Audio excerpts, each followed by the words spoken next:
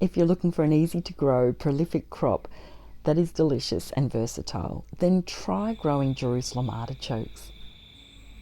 Jerusalem artichokes are not true artichokes. They're related to the sunflower family and are a perennial sunflower.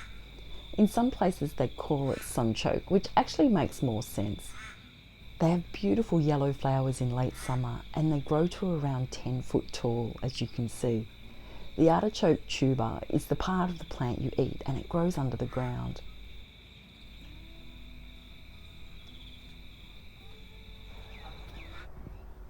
Choose a location to grow your Jerusalem artichokes away from the vegetable garden or pathways, as they can be prolific and will take over and grow under paths and you won't be able to harvest them easily.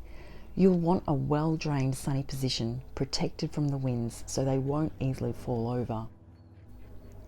Plant your tubers in late winter or early spring, depending on your location. You want to get them in the ground before it gets too warm.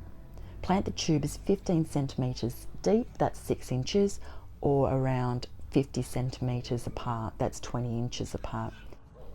Even in a small garden, I don't recommend planting them close together, as you actually get a way better crop when the distance of your plants are further apart.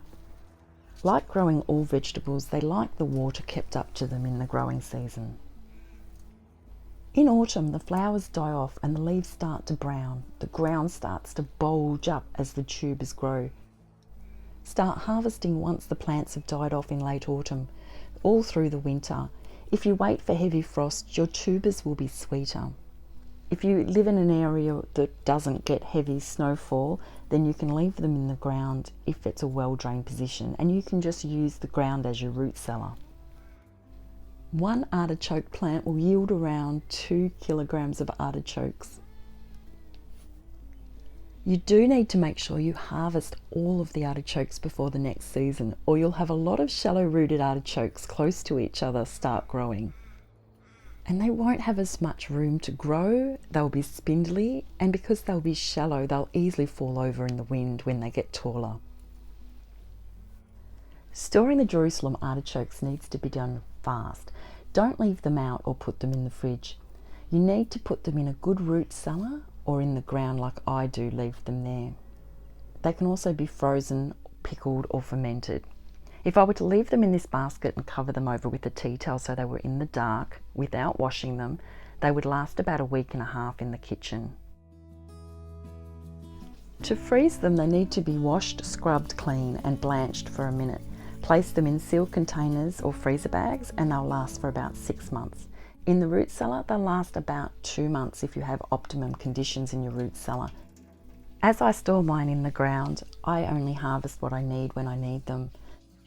There are many ways you can eat Jerusalem artichokes, basically all the ways you can eat potatoes, and you can eat them raw, and you don't have to peel them. You just have to scrub them clean and cut off any black bits or green bits. We like them roasted here, and that's what I'm doing today. They're also good turned into dips, soup, and of course, like I said, pickled and fermented as well. To roast, I put them on a baking tray and cover them with some butter. I make sure all the pieces are coated nicely, and then I add some herbs and salt.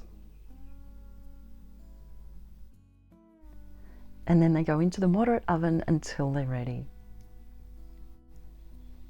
Jerusalem artichokes can have side effects in some people due to the inulin that's in the vegetable, so if you're a beginner, then it's best to enjoy them when you're at home alone, just to get your body used to them.